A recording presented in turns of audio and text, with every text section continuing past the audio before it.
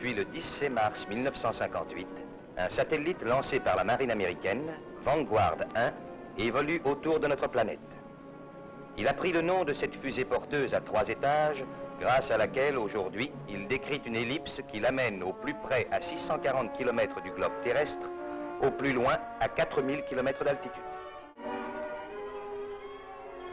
Un ordinateur électronique enregistre ces derniers qu'il restitue à raison de 40 000 opérations secondes sous forme de renseignements scientifiques. La sphère, équipée de ses antennes radio, est soumise à une rotation qui déterminera si son poids est également réparti. Condition indispensable pour que le satellite reste équilibré lorsque, dans les dernières secondes de son lancement, il est mis en rotation par la fusée du 3e étage. Les techniciens n'abandonnent leur travail que lorsqu'un équilibrage parfait a été obtenu, vérifié et contrôlé à l'aide d'instruments de mesure de haute précision.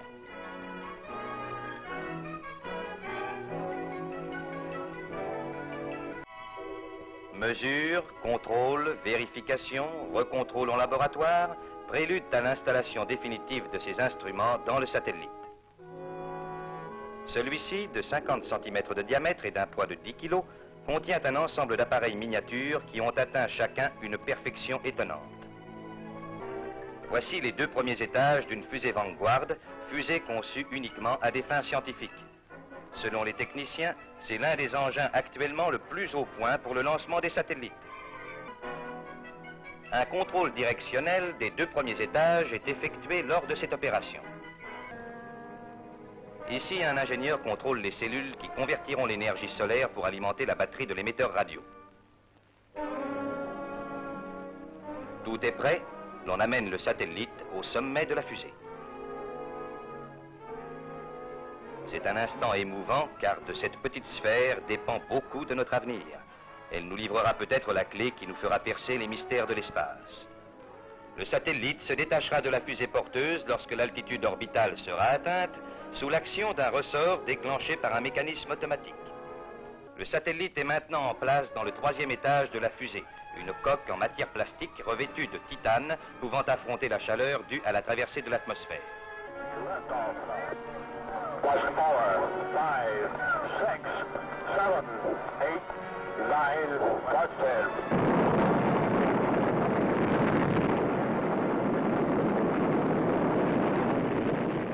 Ainsi, avec l'explorateur et avec Vanguard 1, le programme américain de satellite apporte une précieuse contribution scientifique à la communauté mondiale.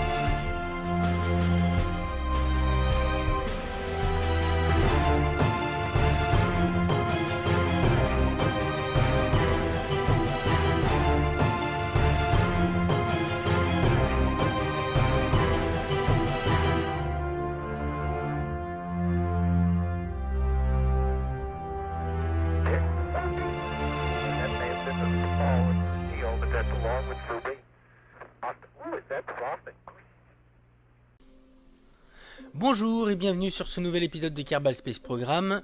Donc comme prévu, nous allons lancer le satellite Vanguard. Alors il n'est pas préconçu, c'est pour ça que je fais un épisode complet sur lui. Pour la simple et bonne raison que du coup je vais pouvoir pousser un peu plus le tutoriel en ce qui concerne les carburants utilisés, les réacteurs utilisés aussi, etc. etc. Voilà. Donc, tank procédural. Alors, on va lui changer sa tête, tiens. On va lui mettre quelque chose de plus... Voilà. Tac. Oh, une boule, peut-être pas quand même.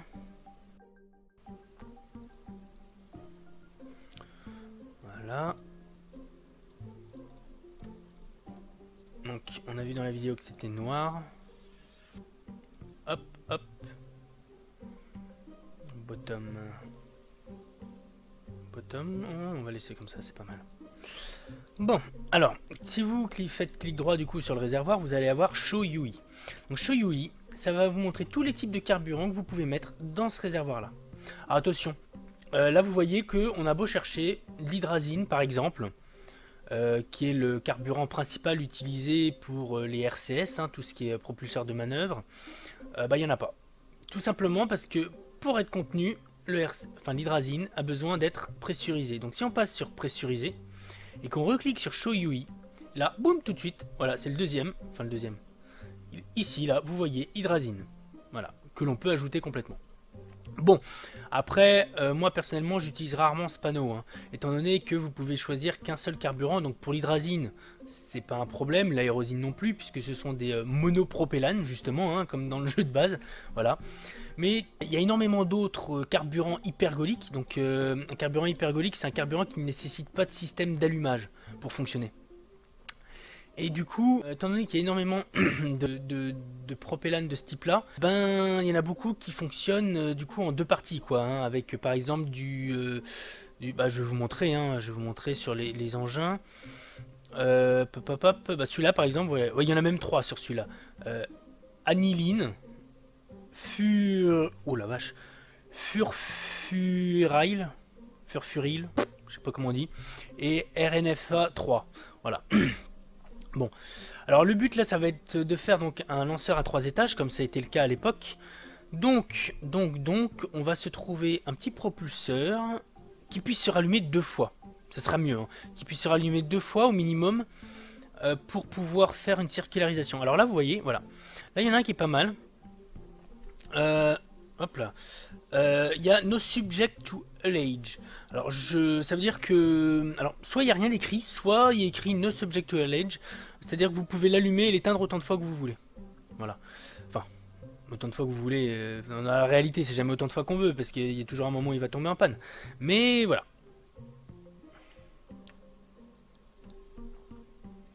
Bon, après de multiples essais, j'ai déterminé que le moteur que j'avais mis sur le dernier étage, c'est de la grosse daube.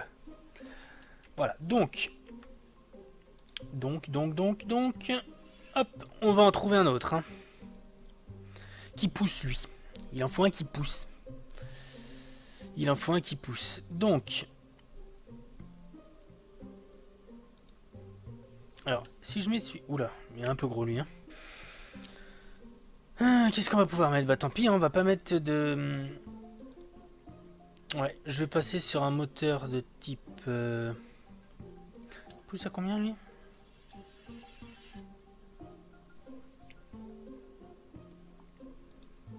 Bah voilà. Ça va être mieux déjà. Hop. Faire aussi autre chose. Hydrazine.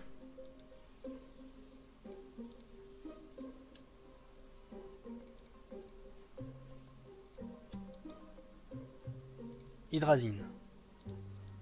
Voilà.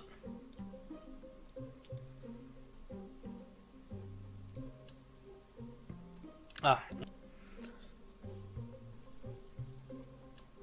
Ouais. Hop. Du coup, on est obligé de le mettre d'abord sur le côté. Puis, hop.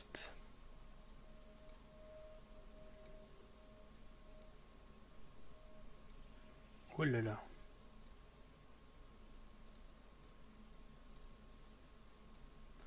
Voilà. Bien au milieu.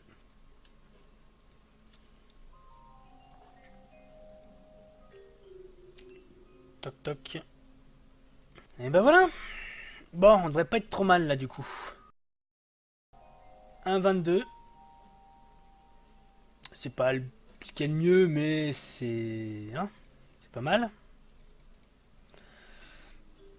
1,43. Et 2,36 pour finir. Ah oui, mais par contre... Ah oui. Est-ce que je peux l'activer plusieurs fois, lui? Eh non. Ah, flûte. Je me disais aussi c'était trop beau pour être vrai. Alors, je vais choisir celui-là. Qui est énorme, mais bon, pas trop le choix.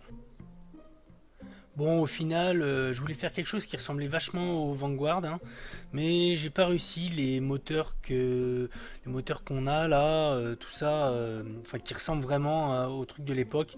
Il doit me manquer quelques éléments, je pense, pour faire une reproduction plus fidèle. Du coup, bah, je recommence tout à zéro et je fais une fusée bon, qui ressemble à peu près au Vanguard, mais fait maison quoi.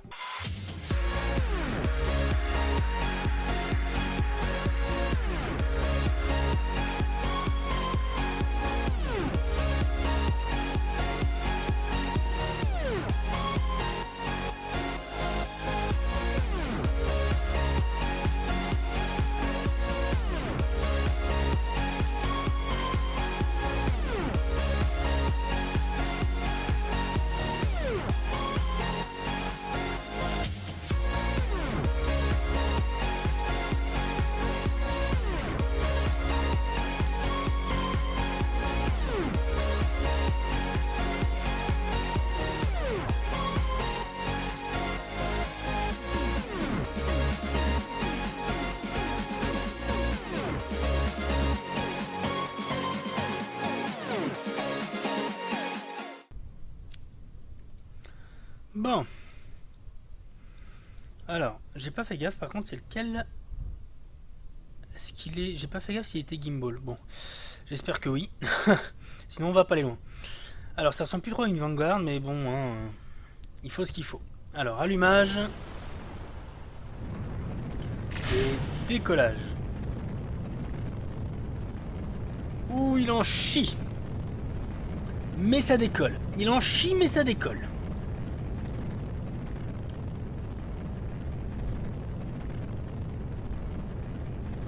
Du coup, ça gaspille un peu de carburant. Bon, décolle, c'est déjà pas mal, hein. Parce que, bon, je vous les ai pas montrés, mais je galérais à trouver un moteur suffisamment puissant pour décoller. Enfin, suffisamment puissant sans qu'il le soit trop, quoi. Parce que j'en ai à 700 kN, mais comment dire, le but n'est pas non plus d'écraser notre satellite à l'intérieur de la structure, quoi, hein.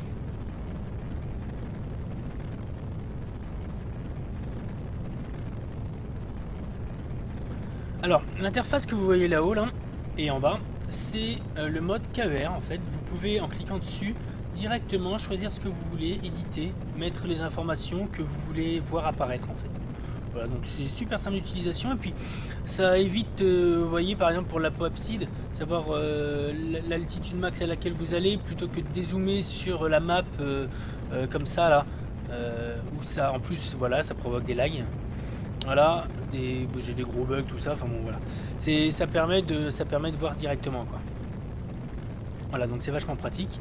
L'autopilote quant à lui, donc vous avez Force Roll Climb donc, qui permet normalement de vous mettre à l'horizontale par rapport à l'horizon, mais bon là on n'a pas de système de direction horizontale ou quoi, donc ça fonctionne pas. Limite AOA, donc ça c'est, il vient de passer en vert parce qu'il est utilisé, c'est pour éviter de trop se pencher par rapport au sens de la prograde, donc par rapport au mouvement, au flux de l'air autour du lanceur, afin d'éviter de se prendre un mur d'air dans la tête. Corrective Steering, ça c'est si vous avez un défaut de trajectoire, ça vous permet de le corriger dans une certaine mesure. Et l'auto stage, bah, c'est ce qu'on va voir maintenant. Voilà, ça vous permet d'activer les étages automatiquement et l'auto warp, donc à warper automatiquement si besoin.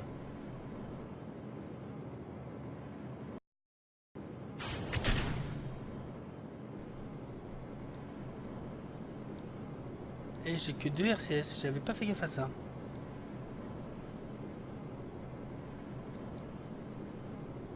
Qui d'ailleurs devraient pousser actuellement pour rétablir l'équilibre, mais qui ne le font pas.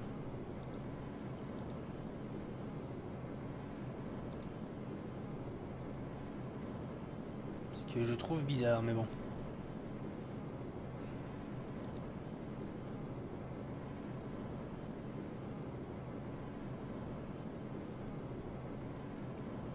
Très bizarre même. Ah, c'est peut-être un... ah, c'est peut-être parce que je les ai pas mis dans l'étage en fait. Mais je peux pas les activer manuellement. Ah si, voilà. Hop. Les activer comme ça du coup. Ok, bon. Bah, je saurai la prochaine fois. Bon, vu la puissance qu'ils ont, 2 suffiront. Hein, donc c'est pas trop grave qu'il y en ait que 2. Je pense en avoir mis 4. Ah, on est dans l'espace. L'espace. Frontière de l'infini.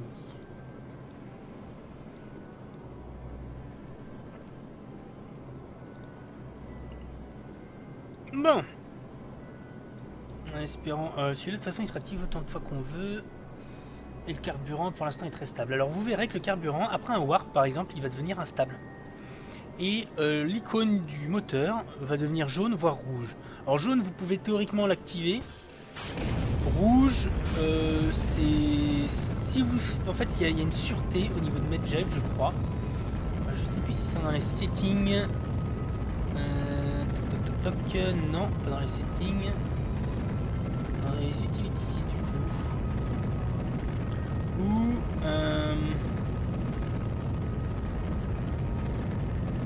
voilà, Prevent Unstable Emission. En gros, si vous le décochez et que votre carburant est rouge, enfin votre moteur est rouge, ça risque de vous péter à la tronche. Voilà, tout simplement.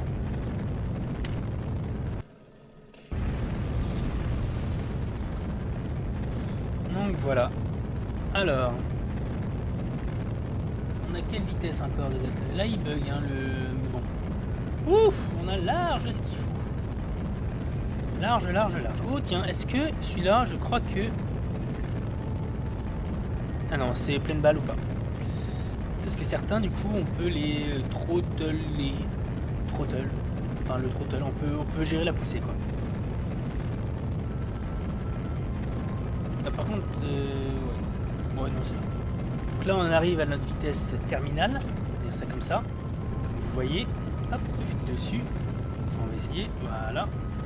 Je vais enlever les autres satellites qu'on a envoyés avant. Voilà, vous voyez un peu. Tac. Et là, il s'arrête parce qu'on est arrivé à l'altitude souhaitée. J'espère. Voilà, il a fait automatiquement un nœud. Parce que là, on retombe du coup. Hein, c'est notre trajectoire nous faire tomber. Voilà. Donc, il va falloir qu'on accélère. Voilà. On va jusqu'au point le plus haut. Et vous voyez, le carburant, voilà, c'est passé en rouge. Alors, il y a plusieurs solutions pour ça. Soit le MechJeb le gère automatiquement, ça arrive. En gros, il va utiliser les RCS qu'on a mis pour faire une poussée et que le carburant devienne utilisable. Soit vous allez devoir faire... Parfait, il l'a fait. Soit vous allez devoir remuer en gros votre vaisseau. Voilà, le remuer pour que... pour qu'il... comment ça s'appelle?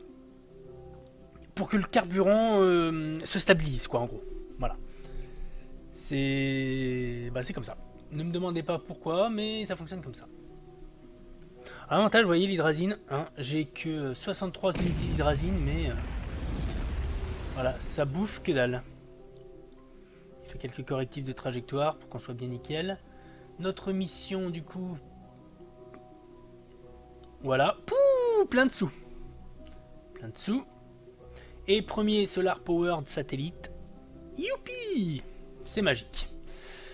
C'est magique. Je dis youpi et j'ai l'air très content parce que je vous l'ai pas montré, mais ça n'a pas été évident. Je vous ferai un petit bêtisier en accéléré peut-être à la fin, ou alors tiens, je pourrais vous le donner mardi prochain si ça vous intéresse. Mettez-moi dans les commentaires si vous voulez, voilà, les échecs par exemple sur ce lancement, si vous voulez les voir mardi, du coup. Ça pourrait peut-être vous intéresser, on sait jamais. Donc, voilà. Alors, ce que je vais faire pour éviter qu'il continue à s'allumer dans tous les sens, c'est que je vais couper l'engin pour l'instant et je vais le laisser faire la correction au RCS. On voit pas grand chose là, j'en suis désolé.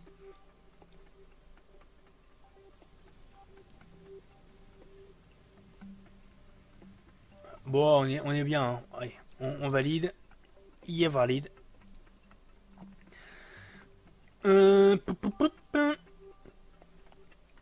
On va attendre. On va se remettre dans la lumière pour faire la séparation.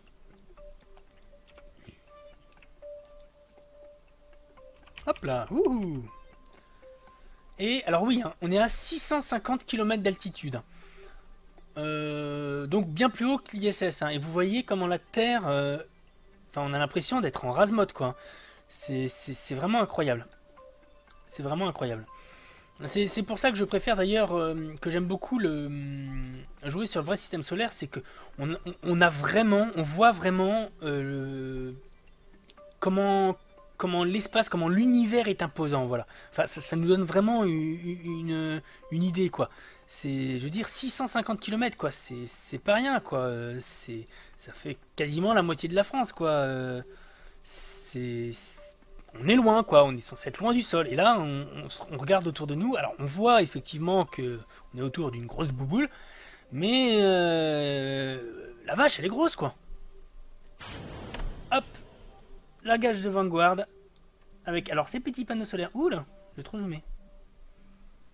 Ah ouais, d'accord, il nous désintègre la vue. Bon, donc c'est les petits carrés que vous voyez là, hein, qui étaient noirs en réalité. Les petits carrés sont Vanguard. Enfin, sont les panneaux solaires de Vanguard. Alors, si je fais rename vessel, on va faire comme d'hab, on va le mettre en relais. Hop, accepte. Donc, nos deux missions sont remplies. Et voilà. On va passer en mode cinéma. Et bah, je vais vous proposer de faire une petite orbite comme ça en mode cinéma. Doucement. Pour finir cette vidéo. Tranquillement. Dans le silence le plus total.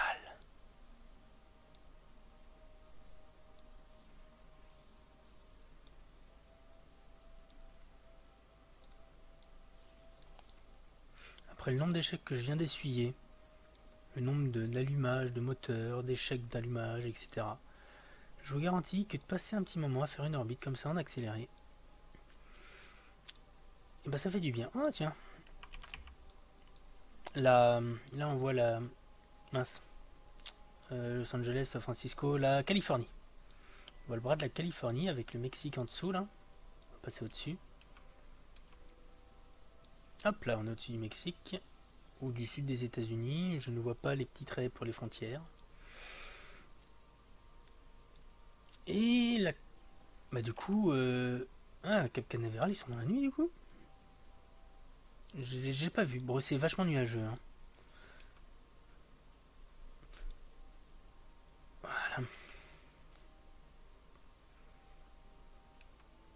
On va passer la nuit. Hop là. Et un petit lever de soleil. Voilà.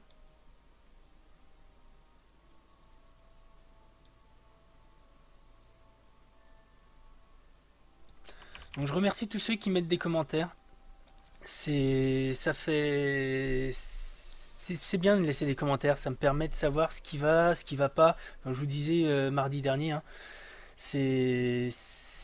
moi j'aimerais avoir beaucoup plus de commentaires que ça. Je sais que beaucoup de gens n'aiment pas laisser de commentaires, tout ça, mais je vais pas vous manger, hein. Je vais pas vous manger. N'hésitez pas à me dire aussi si vous voulez que le loup que vous avez vu mardi dans le montage, je pourrais essayer de le mettre dans la vidéo. Je sais pas, enfin, en narrateur quoi, hein, en narrateur, un peu comme un facecam. Dites-moi si ça vous intéresserait de voir ça, si ça vous amuserait peut-être, ça pourrait être sympa. Voilà, dites-moi tout ce que vous pensez pour améliorer la chaîne, pour ce que vous n'aimez pas aussi, hein, parce que c'est important de savoir ce que vous n'aimez pas.